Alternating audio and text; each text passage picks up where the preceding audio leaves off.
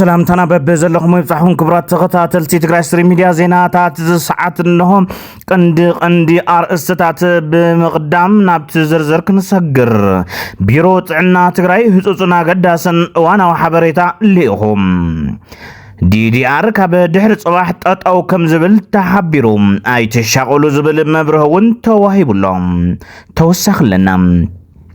اب تقرأي حاولتي تمرقوم نسيفيل سيرفانت تግራይ ድማ ካብ ካቢኔ ጊዜያዊ ምሕዳር ትግራይ ትእዛዝ ወሪዱም ጀነራል ምግበይ ኃይለ ዝሃቦ ሐሳብ መዘራረብ ኮይኑም ኣብ አላማጣ ማንነት ናይ ምቕያር ስራሕቲ ይስርሕሎ ዝብል ክሲ ቀሪቡም ኣብ አዲስ አበባ በብርኪ ሕብረት አፍሪካ ዝኽፈት መድረኽ ኣብ ምድላው ከም ዘለውን ተገሊጾም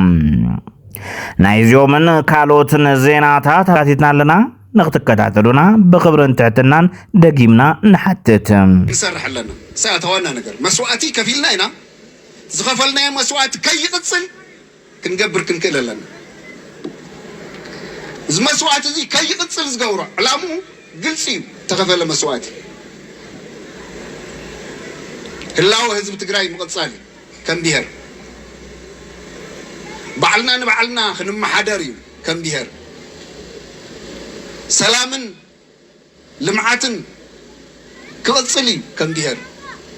مسكالوت غروابتي عدتات بسلام بمرددا كنبر كنعبي زي اسلسانا هنا مسوات خفيلنا بزحلفه زي اخي تقصل حزون كبير مسوات خفيلنا بسلاماو غعزو يميرنا تسلاماو غعزو بتتدله منقد تخيل يكون تنزل حزي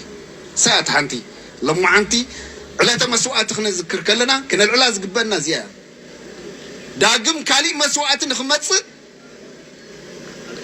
باغواو حطوتاتنا بسلاماو منقد كيفتحوا صقم يقطملو بيرو طعنا تግራይ ህጹጽና ገዳስን እዋናው ሓበሬታ ሊኢኹም ሓደ ተኸታተልቲ ማሕበራዊ ሚድያ በከተማ ጨርጨር ከተማ በዲዶ ህበይ አትዩ ዝብል ጌጋ ሓበሬታ በመቀባል ሕብረተሰብና ኣብ ምድንጋጽ አሉታዊ ተራና ተጻወቱ ይርከቡ ክብል ከሲስሎም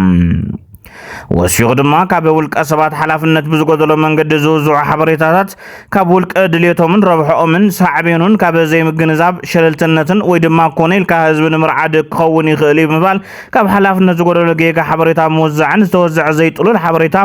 ሼር ላይ ካብ ምግባር ንቆጠበ ዝብል መልእኽቲ ኣሕሊፍሎም مبلغ 37 عامة زغر سماعات مغنيات بمقراب كتما ጭላ بأرم 35 كور 351 سسرح حاولتي سماعات تمرقم بريزيدنت ጊዜያዊ ምሕዳር ትግራይ ጀነራል ታደሰ ወረደ ሓላፊ ቢሮ ሰላምን ጸጥታን ትግራይ ጀነራል ፍሳሐ ኺዳኑ ፍሳሐ ማንጁስ أب أفتح حاولتي مرقا حربنياتات حقوفي عمبابا أمبيراميم بتمساسالي مبلغ 37 عامة معالتي زغر السماعات أب كتم عدد عرو تذكروا علوم أب تزغري بريزيدنت ጊዜያዊ ምሕዳር ትግራይ ሌተናል ጀነራል ታደሰ ወረደ አባል ማእከላይ ኮሚቴ ውድብ ሕወሓት ተወልደ ገብረ ጻርቃን አባል ማእከላይ ኮሚቴ ውድብ ሕወሓት አማሓዳር ዞባ ሰሜን ምዕራብን ወልደ አብርሃ ገብረ ጻዲቅን ተረኺቦም እዮም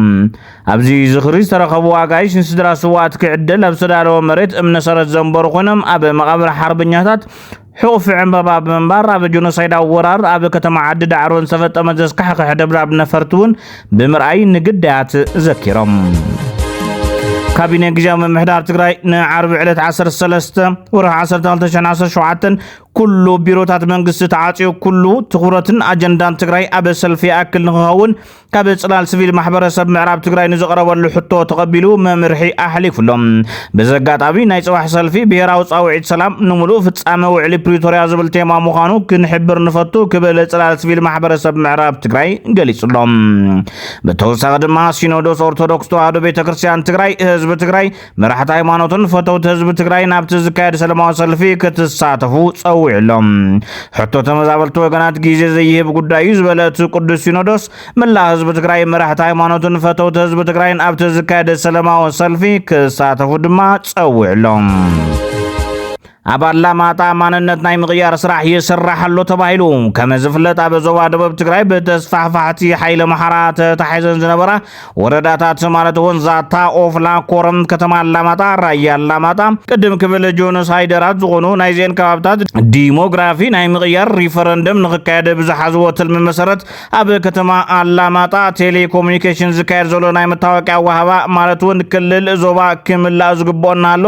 ኣብ ከተማ ኣላማጣ ዘሎ መከላከያን ፌደራል ፖሊስን ብዝገበርዎ ምስ መንግስቲ ፌደራል እቲ መለለይ ካርዲ ክልል ዞባ ዘይብሉ ክኸውን በዚ መሰረት ድማ እናተዓደለ ይርከብ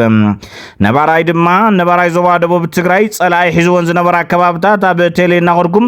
ዝተውፅዎ ዘለኹም ናይ 10 መታወቂያ ኣግባብነት ስለ ዘይብሉ ንግዚኡ ብህፁፅ ጠጠው ክብል ኣለዎ ክብል መልእኽቲ ኣተሓላሊፉሎም እዚ ከምዚ እናሃሎ ኣብ በሪ ጽሕፈት ኢትዮ ቴሌኮም ከተማ መቐለ ድማ ሎሚ ዕለት ብተመዛበልቲ ምዕራብ ትግራይ ኣብ ኣፍደገ ኢትዮ ቴሌኮም ጨንፈር መቐለ ፌደራል መንግስቲ መንነት ኣብ ምቕያር ዝገበሮ ምንቅስቓስ ቴሌ ተሓባባራዩ ደው የብል ብዝብል ጭርሖ ተዓጅቦም ድምፆም ኣስሚዖም እዮም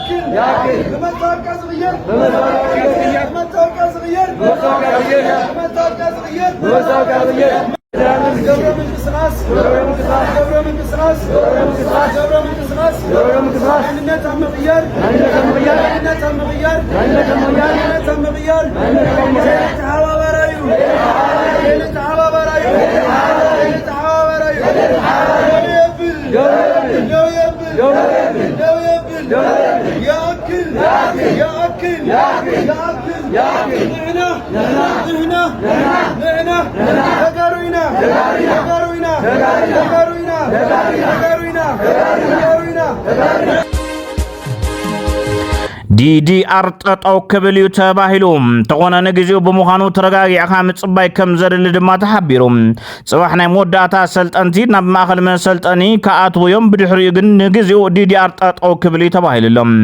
ጠጠው መበልዩ ብምኽንያት ዓመታዊ ገምጋም ምዃኑ ዝበፅሕና ሓበሬታ ዘመላኽት ኮይኑ እቶም ኣሰልጠንትን ዝምልከቶም ኣካላትን ናብ ኣዲስ ኣበባ ኣምሪሖም ዓመታዊ ገምጋምን ስልጠናን ከም ዝወስዱ ዝረኸብናዮ ሓበሬታ ኣመላኺቱሎም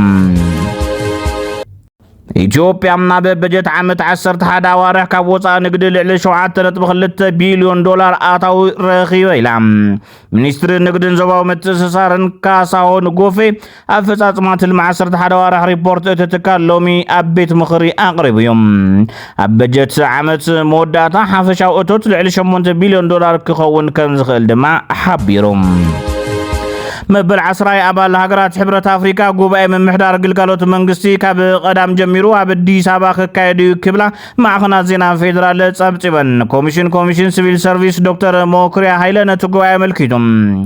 ጉባኤ ምምሕዳር ግልጋሎት መንግስቲ ኣፍሪካ ኣብቲ ኣባል ሕብረት ሃገራት ኣብ በብኽልተ ዓመታት ከም ዝካየድ ገሊጹሎም ሱዳን ኩሎም ኤርትራውያን ካብ ካርቱም ክወፁ ኣዚዛ ብጀነራል ዓብዱልፈታሕ አልቡርሃን ዝምራሕ ላዕለዋይ ቤት ምኽሪ ሱዳን ኣብ ከተማ ካርቱም ዝርከቡ ኩሎም ኤርትራውያን ክወፁ ትዕዛዝ ከም ዘመሓላለፈ ኣብቲ ሃገር ዝርከባ ምንጭታት ሬድዮ ኤሬና ኣረጋጊፀን ኣለዋ እቲ ትዕዛዝ ንኢትዮጵያውያን እውን ዘጠቃለለ ምዃኑ ዘመላኸቱ እቶም ምንጭታት ካብ ከተማ ካርቱም ወፂኦም ናብ 3 ማዓስከራት ክጉዕዙ መምርሒ ተዋሂቦም ዘሎም እቲ ብሰራዊት ዝምራሕ መንግስቲ ኣብ ካርቱም ዝርከቡ ኩሎም ዜጋታት ኤርትራን ኢትዮጵያን ካብታ ከተማ ክወፁ ናብ ማዓስከራት ክጉዕዙን ትዕዛዝ ዘመሓላለፈ ምስ ጸጥታ ብዝተሓዘ ምዃኑ እዩ ዝጥቀስ ኣብ ካርቱምን ከባቢያን ኣብ ዝካየድ ዝነበረ ኩናት ተቆጻጺሮም ዝጸንሑ 10 ኣሽሓት ዜጋታት ኤርትራን ኢትዮጵያን ተዛማዲ ዕረፍቲ ክረኽቡ ኣብ ዝጀመረሉ እዋን ካብታ ከተማ ክወፁ ዝሃቦም መምርሒ ከቢድ ሻቁሎት ፈጢሩሎም ኣሎ ከም ጸብጻብ ሬድዮ ኤሬና ሬሳ ዝፃዓነት መኪና ድሕሪ ምግልባጣ ብሓደጋ ትራፊክ 5 ሰባት ሞይቶም ኣብ ኢትዮጵያ ብሄራዊ ምምሕዳር ዋግኽምራ ወረዳ ሰቆጣ ቀበሌ ሸውዓተ ማርያም ደብር ሳይል ኣፍራ ኣብ ዝበሃል ቦታ እዩ እዚ ኣጋጢሙ ዘሎ በቲ ሓደጋ ትራፊክ 7 ደቂ ተባዕትዮ 4 ደቂ ኣንስትዮን ቀሊልን ከቢድን መጉዳእቲ ኣጋጢሞምን ተባሂሉሎም ኢራንን እስራኤልን መጥቃዕቲ መፍጻመን ሕዝውን ቀፂለን ኣለዋ ሎሚ ቀዳማይ ሚኒስትር እስራኤል ቤንያሚን ነታንያሁ መደረብ ዘስምዑሉ እዋን ተተኳሲ ኣብ ጥቕኡ እንትዓልቡን ተደናጊጹ ተራእዩሎም